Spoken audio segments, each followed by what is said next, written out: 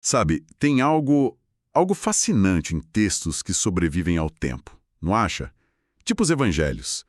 A gente lê, relê, e parece que sempre tem uma camada nova ali, um ângulo diferente que a gente não tinha visto. Uhum. É como olhar uma paisagem conhecida e de repente notar uma flor nova, né?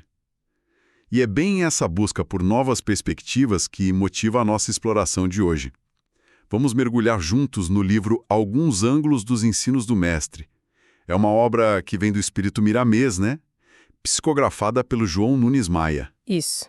E pelo que a gente levantou, é a primeira de uma série que foca justamente nisso. Revisitar os ensinos de Jesus, buscando, como ele mesmo diz, revelações interessantíssimas, com uma nova luz. Exatamente. E logo na introdução, o livro já assim se apresenta como vindo do mundo superior, né, uma dimensão espiritual considerada mais elevada, e ele se direciona para quem busca a verdade da vida santificante. E tem o prefácio do Bezerra de Menezes, uma figura super importante no espiritismo, que chama o livro de nobre edificante. Isso já dá um peso, né? Já cria uma certa expectativa. Pois é. Então, a nossa ideia aqui hoje é sentir a essência do livro, o estilo dele. A gente quer entender não só o que ele diz, mas como ele diz, sabe? Destacar os pontos-chave, a abordagem do Miramês. A meta é dar um gostinho dessa riqueza espiritual, moral, que o livro parece ter. Quem sabe despertar a vontade de ler, né? Mas claro, sem estragar as surpresas da leitura em si. Ok, então. Vamos lá, vamos desvendar esses ângulos. Olha, logo de cara, o livro faz um convite bem direto. Ele concita a meditação profunda. Ele estimula a gente a buscar novas modalidades de interpretação evangélica. E uma coisa que me chamou a atenção foi a promessa de simplicidade. O texto diz que o Miramês amolda as lições com tamanha simplicidade, Uhum. que, assim, qualquer de nós pode assimilá-las com prazer e sem perca de tempo.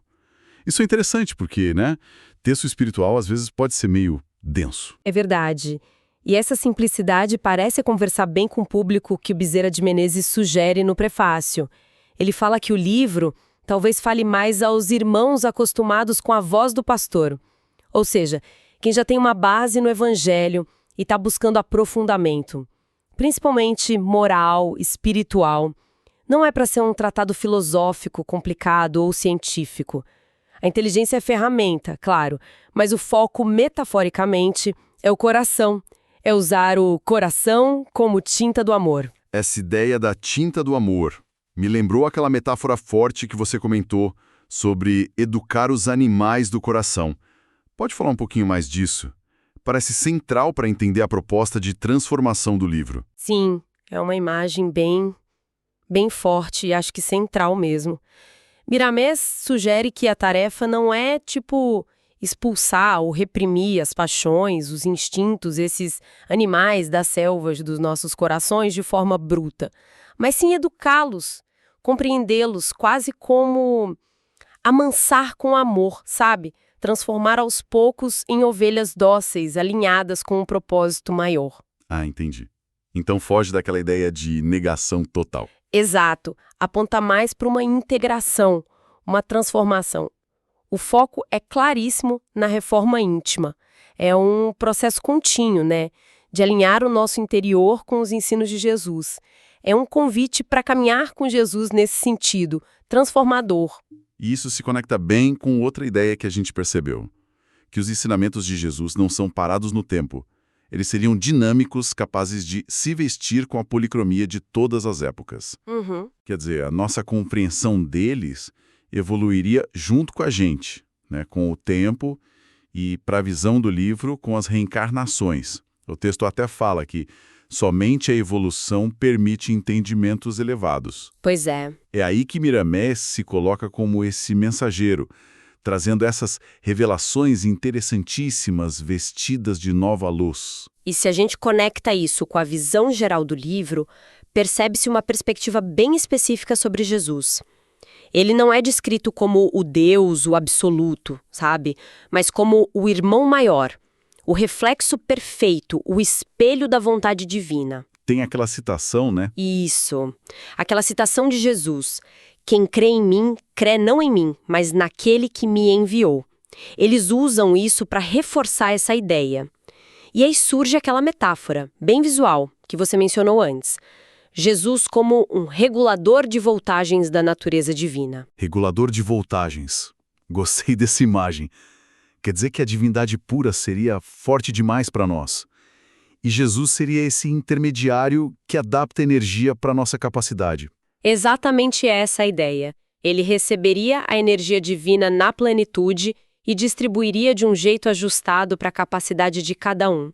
Isso reforça muito a noção de revelação progressiva, o entendimento vai se aprofundando conforme a gente evolui espiritualmente e destaca a missão única de Jesus como a luz, a paz, a verdade, o caminho que leva ao divino, ao Pai. Ele não é o destino final, mas é o guia indispensável. Entendi. Agora, indo para os exemplos mais práticos que o livro traz, para as virtudes, aqui a coisa fica bem concreta, né? O capítulo A Força do Perdão, por exemplo, traz uma análise diferente daquela reconciliação entre Herodes e Pilatos.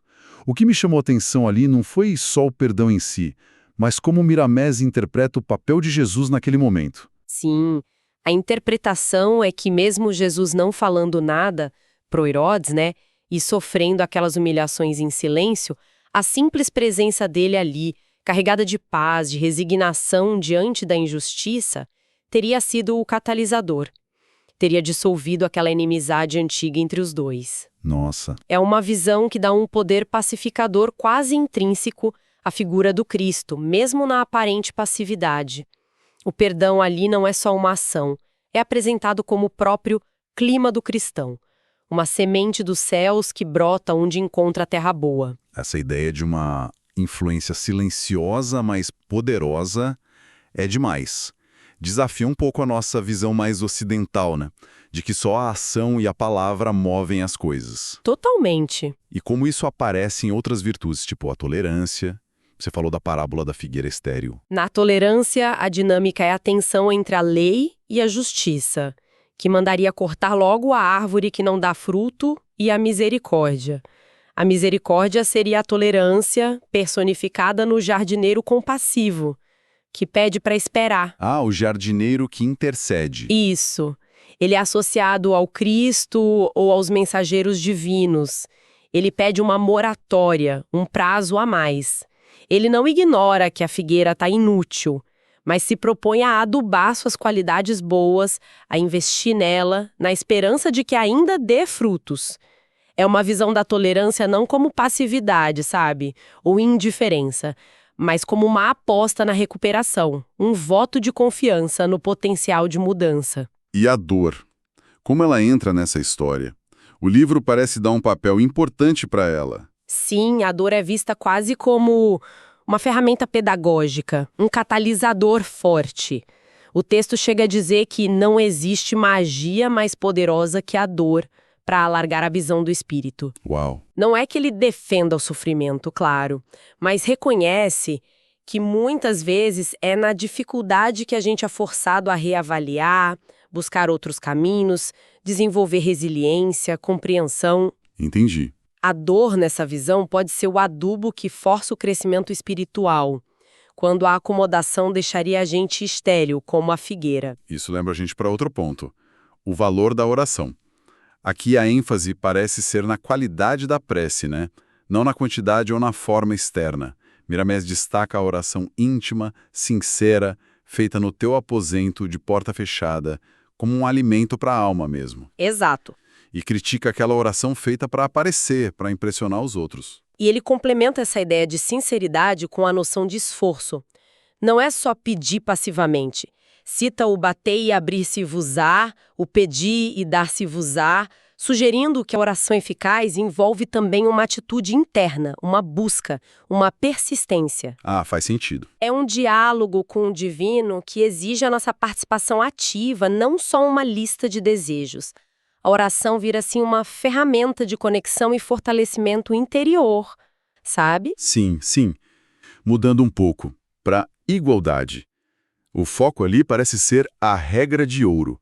Fazer aos outros o que queremos que nos façam. Como o livro trabalha esse conceito que é tão conhecido. Ele coloca a regra de ouro como a base do respeito mútuo e o ponto de partida para a caridade de verdade. A justificativa para essa igualdade básica está na nossa origem divina comum. Todos os espíritos vêm do mesmo lugar. Claro que existem diferenças de evolução, né?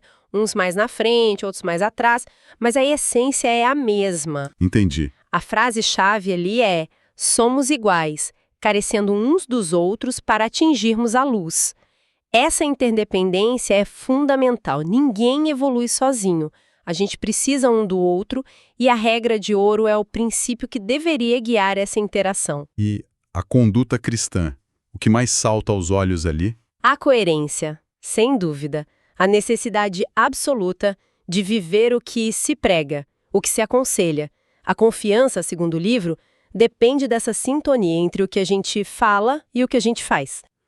E para ilustrar a prática no dia a dia? Aí ele recorre àquelas recomendações de Paulo aos Tessalonicenses, que são quase um guia prático, né?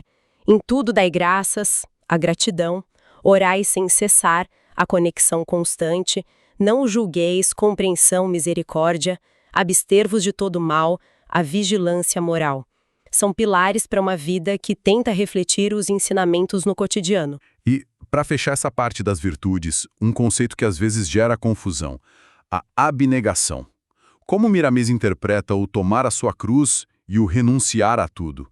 É um chamado para virar monge, se isolar? Os bens, a vida social de forma literal. A renúncia e a cruz se referem principalmente ao desapego das velhas tradições que batem de frente com o Evangelho. É renunciar aos interesses só mundanos, egoístas, à vaidade, ao orgulho. Ah, então é mais sobre o mundo interior. Exato.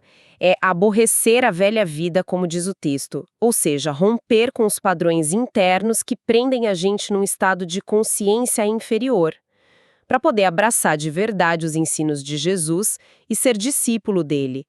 É uma transformação bem profunda de valores, de prioridades, mudar o foco do eu para o serviço, para o amor. Em todos esses exemplos, a gente percebe aquele fio condutor da simplicidade e clareza que foi prometido lá no início, né?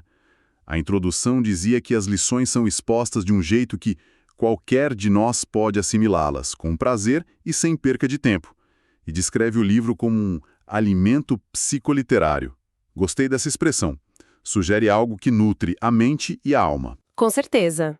Isso nos leva à questão do impacto e do valor que essa obra busca ter. O prefácio do Bezerra de Menezes a coloca como mais um pingo de luz do céu para a terra, destacando a contribuição dela para divulgar o lado moral dos ensinamentos de Jesus. Tem uma reflexão interessante ali. Cada autor espiritualista, encarnado ou não, teria essa capacidade de libertar da letra o perfume do Cristo de um jeito particular, com um olhar diferente. Então a ideia é que cada obra tipo essa acrescente uma nuance, uma perspectiva que enriquece o entendimento geral, sem necessariamente anular outras leituras. Exatamente isso. A diversidade de abordagens ajudaria a ter uma compreensão mais rica, mais multifacetada da mensagem do Evangelho. O próprio Bezerra de Menezes, no prefácio, conecta essa obra diretamente ao esforço de divulgação da doutrina cristã rediviva, que ele identifica como sendo o Espiritismo, mostrando como o livro se encaixa nesse movimento maior de reinterpretar e viver os ensinos de Jesus à luz de novos conhecimentos, novas perspectivas. Então, resumindo tudo isso, o que essa nossa análise revela sobre alguns ângulos dos ensinos do Mestre? Parece ser uma obra que busca oferecer uma leitura afetuosa, acessível, mas também profunda dos ensinamentos de Jesus. O foco está muito na transformação interna, na reforma moral. Explora virtudes-chave como o perdão, tolerância, a oração sincera, a igualdade, a conduta coerente, e tudo isso sob ângulos que buscam trazer essa nova luz. É um convite à reflexão, com um apelo bem prático para o dia a dia, né? Sim. E pensando na relevância para quem está nos ouvindo, esse livro pode ser uma ferramenta bem interessante para quem está nessa jornada de crescimento espiritual e busca insights que dá para aplicar, sabe? Para quem quer aprofundar a compreensão dos valores cristãos ou espíritas de um jeito menos dogmático, mais focado na vivência, ou simplesmente para quem busca inspiração para cultivar uma vida mais consciente, ética, compassiva. A promessa que fica no ar, ecoando a introdução, é a de abrir novos rumos para uma vida maior, revisitando o Evangelho com um olhar renovado, motivador. Isso deixa a gente com uma reflexão final interessante para levar, né? Miramés enfatiza que a nossa compreensão dos ensinamentos evolui com o tempo. Se a gente pensar no nosso contexto hoje, nesse mundo tão complexo, desafiador, qual ângulo dos ensinamentos de Jesus será o perdão, a tolerância, a igualdade, a simplicidade? Qual deles parece pedir mais urgentemente uma nova compreensão, ou melhor, uma aplicação prática mais corajosa, mais efetiva por cada um de nós? Fica aí a questão para nossa própria meditação.